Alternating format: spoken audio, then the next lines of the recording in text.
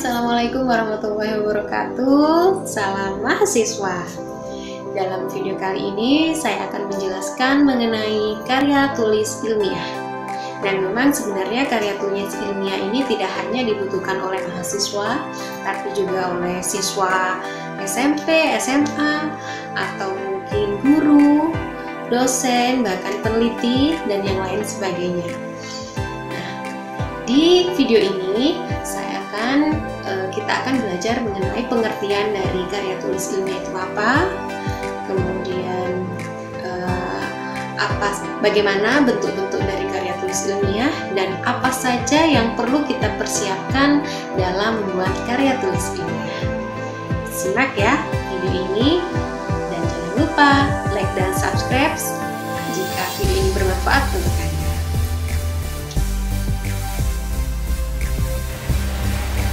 Baik, saya mulai mengenai hakikat karya tulis ilmiah. Pengertian dari karya ilmiah yaitu karya tulis yang dibuat untuk memecahkan suatu permasalahan dengan landasan teori dan metode-metode ilmiah. Biasanya karya ilmiah berisikan data, fakta, dan solusi mengenai suatu masalah yang diangkat.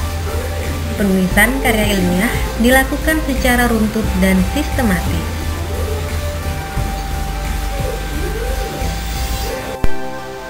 Adapun ciri-ciri dari karya tulis ilmiah, yang pertama adalah reproduktif, yaitu karya ilmiah ditulis oleh peneliti atau penulis harus diterima dan dimaknai oleh pembacanya sesuai dengan makna yang ingin disampaikan. Pembaca harus bisa langsung memahami konten dari karya ilmiah. Kemudian yang kedua, tidak ambigu. Ciri ini merupakan karya ilmiah harus memberikan pemahaman secara detail dan tidak dikemas dengan bahasa yang tidak membingungkan. Kemudian yang ketiga, tidak emotif. Nah, artinya karya ilmiah ditulis tidak melibatkan aspek perasaan dari penulisnya. Sebab karya ilmiah harus memaparkan fakta yang didapatkan dari hasil analisis penelitian, bukan dari perasaan subjektif dari penulisnya. Yang keempat, menggunakan bahasa baku. Bahasa baku mudah dipahami. Penggunaan bahasa baku itu meliputi setiap aspek penulisannya, mulai dari tulisan sumber, teori, hingga penulisan kesimpulan. Yang kelima, menggunakan kaidah keilmuan. Penulisan karya ilmiah harus menggunakan kaidah keilmuan atau istilah-istilah akademik dari bidang penelitian si penulis. Yang keenam, bersifat dekoratif. Artinya, penulis karya ilmiah harus menggunakan istilah atau kata yang memiliki satu makna. Rasional artinya penulis harus menonjolkan keruntutan pikiran yang logis dan kecermatan penelitian.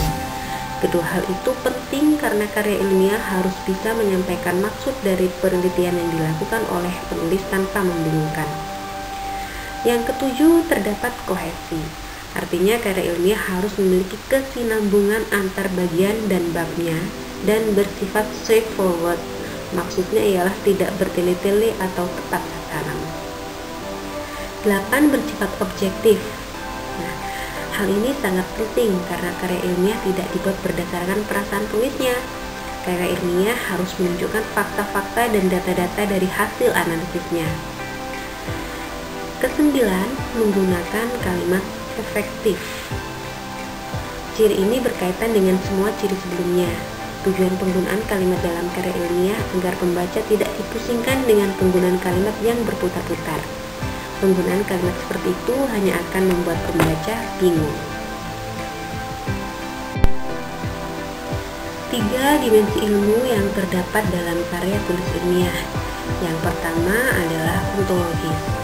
Maksud dari ontologis yaitu ada objek kajiannya, jadi bentuknya adalah real. Kemudian yang berikutnya adalah epistemologis. Epistemologis itu adalah metode. Jadi dalam tulisan karya tulis ilmiah kita harus menggunakan metode-metode tertentu. Kemudian dimensi berikutnya adalah aksiologis, yang mana setiap karya tulis ilmiah harus memiliki nilai atau kebermanfaatan. Adapun bentuk-bentuk karya tulis yaitu terbagi menjadi 3, ada karya ilmiah, karya semi ilmiah atau populer, kemudian karya non ilmiah. Karya ilmiah contohnya artikel ilmiah, makalah, laporan praktikum, skripsi untuk S1, tesis untuk S2, dan disertasi untuk S3. Kemudian untuk karya semi ilmiah atau populer itu ada opini, future, esai populer, tajuk, reportase. Ini biasanya terdapat pada surat kabar atau koran. Kemudian yang ketiga adalah karya non ilmiah. Karya non ilmiah ini lebih bersifat karya tulis yang bersifat sastra, misalnya cerpen, hikayat, novel, dongeng, puisi. Karena dari karya sastra ini merupakan karya imajinatif dari penulisnya, meskipun kadangkala ada data atau fakta di dalamnya, namun dikemas dengan sedemikian rupa hingga berbentuk sastra gitu.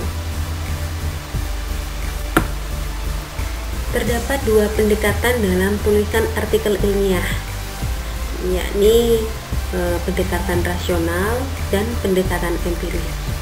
Jika pendekatan rasional itu kajiannya non penelitian, berupaya melakukan kajian berdasarkan telaah dari berbagai rujukan atau literatur.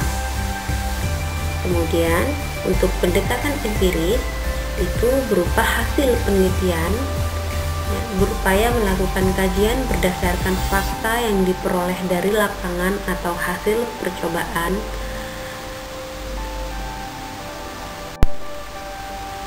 Adapun persiapan menulis karya ilmiah, yang pertama harus ada kajian atau masalah yang diteliti dan dibahas. Jadi sebenarnya orang menulis karya ilmiah itu mencari-cari masalah gitu ya. Kalaupun tidak ada masalah, masalahnya itu dicari. Kemudian yang kedua kajian kepustakaan dan metodologi. Yang ketiga kebermanfaatan kajian. Jadi setiap karya tulis ilmiah itu harus ada nilainya, harus ada manfaat yang diambil oleh pembaca ataupun khalayak umum gitu. Kemudian yang keempat adalah teknik penulisan karya tulis ilmiah. Penulisan karya tulis ilmiah ada tekniknya, ada sistematikanya, dan biasanya di sini setiap institusi atau lembaga berbeda-beda sistematikanya. Namun secara umum sama, banyak kesamaan juga. Kemudian yang terakhir adalah penguasaan bahasa atau kaidah kebahasaan. Jadi karena ini berupa karya ilmiah, bahasa yang digunakan harus berupa bahasa ilmiah, bukan bahasa sehari-hari, bukan bahasa daerah atau bahasa gaul gitu ya. Jadi harus menggunakan bahasa ilmiah. Nah, agar Anda tahu bentuk karya tulis ilmiah atau artikel itu seperti apa, silakan Anda mengakses artikel dalam jurnal. Misalnya di Indonesian Publication Index atau IPI. Ini alamat linknya, boleh Anda coba portal Garuda ya. Kemudian yang kedua Science Direct. Kemudian yang ketiga adalah Skyhub. Hanya saja 2 dan 3 ini berbentuk bahasa Inggris. Jika Anda masih belum memiliki keahlian bahasa Inggris, untuk membaca artikel di sini harus menerjemahkan terlebih dahulu. Tapi kalau yang pertama, yang portal Garuda ini sudah kebanyakan berbentuk bahasa Indonesia gitu ya. Jadi dan penulisnya itu juga dari banyak kalangan, bisa ada guru, ada dosen, ada siswa, ada mahasiswa. Nah, silakan bisa Anda lihat contoh artikel atau jurnal ilmiah di sana. Demikian mengenai karya tulis ilmiah. Semoga bermanfaat untuk kita semua. Terima kasih. Wassalamualaikum warahmatullahi wabarakatuh. Salam mahasiswa.